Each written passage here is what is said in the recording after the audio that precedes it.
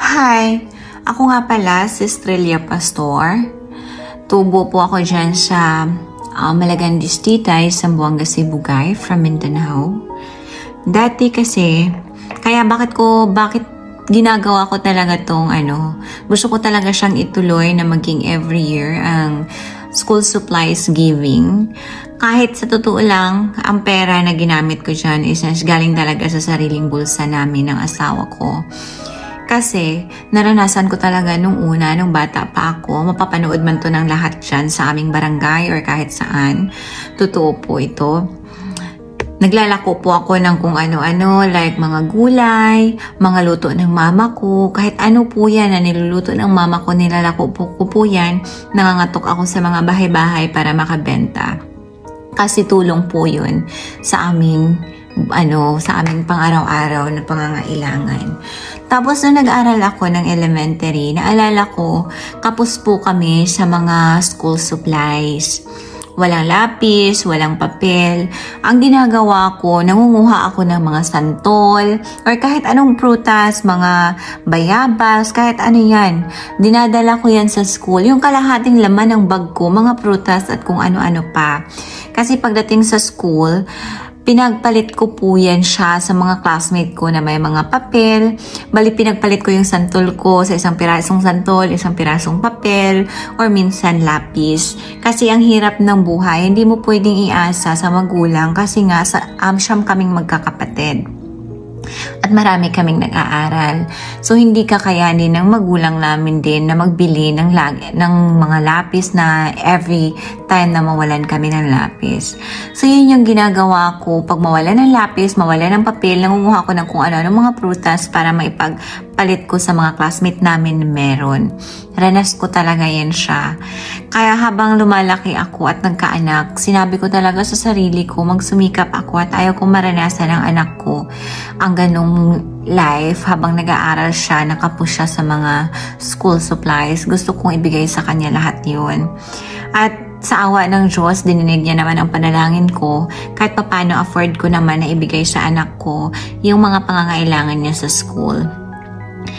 So habang ngayon ay may trabaho na ako, inisip ko pa rin na dream ko talaga dati na tutulong ako sa mga bata na nangangailangan din ng mga school supplies. So ngayon na may trabaho na ako, kinausap ko yung asawa ko, sinabi ko sa kanya na childhood dream ko talaga na tumulong ako sa mga bata na kung kaya lang naman, hindi naman pipilitin na ayaw. So sabi ng asawa ko sa akin, kahit papano okay naman kami, pwede naman kaming tumulong kahit pa konti-konti lang. So sabi ko sa kanya, ang first step ko talaga is gusto ko talagang tulungan yung sa hometown namin. Sabi ko kung saan ako lumaki. Hindi pa din naman kaya talaga ng budget ko na tutulong sa lahat ng elementary. So sabi ko, let's start na lang sa kinder. So sa daycare ako nag-start ngayon. So hopefully, I'm praying na sana matuloy-tuloy siya kahit every year. At sana magkaroon pa ng more blessing to come para mas matulungan pa natin yung mga grade 1, grade 2, grade 3 or something like that. Pero ngayon ang kaya ko talaga is daycare lang muna. So, ginawa ko tong balik eskwela project na ito. Galing po talaga yan sa sarili kong bulsa. So, kung hindi ko pa man kaya na magbigay sa mga ibang level ngayon, ibang section, ibang grade, sorry, pero I am really praying and working hard na sana next time, madagdagan na natin ang ating beneficiary sa ating project na yan. At meron din akong mga friend na nasa from Visayas. So ngayon ay meron ako sa Mindanao, meron din kami sa Visayas na ginagawa din namin ang project na ito na tumutulong kami sa mga random kids na nagbibigay ng school supplies para mas ma-motivate sila na mag-aral. Kasi yun talaga yung pinakaano ko dati na pag magkaroon ka ng school supplies, di ba, pagpapasok ka sa school, parang excited ka kasi may bago kang notebook, may bago kang pad of paper, may bago kang pencil. Kasi yun yung parang happiness talaga ng mga bata na hindi mo ma-explain. Kaya minsan pag nakikita ko talaga yung mga kids na nagtuwang-tuwa sila na tumatanggap ng mga bigay sa kanila, feel ko talaga yun siya. Kasi ako dati, ang saya ko talaga pag may bago akong pad of paper. Parang gusto ko talaga gandahan yung sulat ko kasi nga ang kapal pa ng papel ko. Tapos ang haba pa ng lapis ko, yung mga ganong bagay. Simpleng bagay lang siya, pero alam ko na sa mga inosenteng bata, napaka-importante yan sa kanila para mas tuloy-tuloy yung mga pangarap nila at magsipag sila mag-aral. At sana, sa mga hindi ko man ito sinasabi na dapat nyo talagang gawin, or yeah, of course, dapat nyo gawin. Kung meron naman kayong extra, why not doing a small good deeds na tutulong sa mga kids?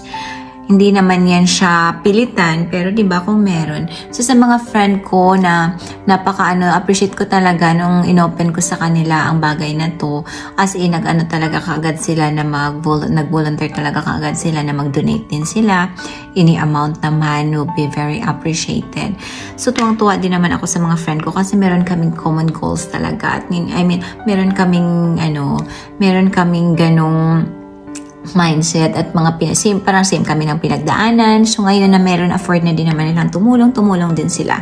So meron kaming team sa Capis na yan ang ginagawa nila, nagbibigay sila ng mga school supplies sa mga random kids, at meron din kaming tinutulungan na bahay ampunan doon. So hopefully, I am really manifesting, I am really praying na magtuloy-tuloy ang blessing para mas marami pa tayong matutulungan, mas marami pa tayong maging beneficiary sa project natin na ito na Balik Eskwela program. Kasi malaking tulong po talaga ito para sa mga kabataan na mas lalo pa nilang gagalingan at mas lalo pa silang mangarap para sa kinabukasan nila. And thank you, and sana sabayan niyo ako sa pagdadasal para mas marami pa tayong matutulungan. At alam ko na andyan si God na laging nakikinig sa ating mga dasal, lalo na pag ang ating dasal ay galing sa ating mga puso.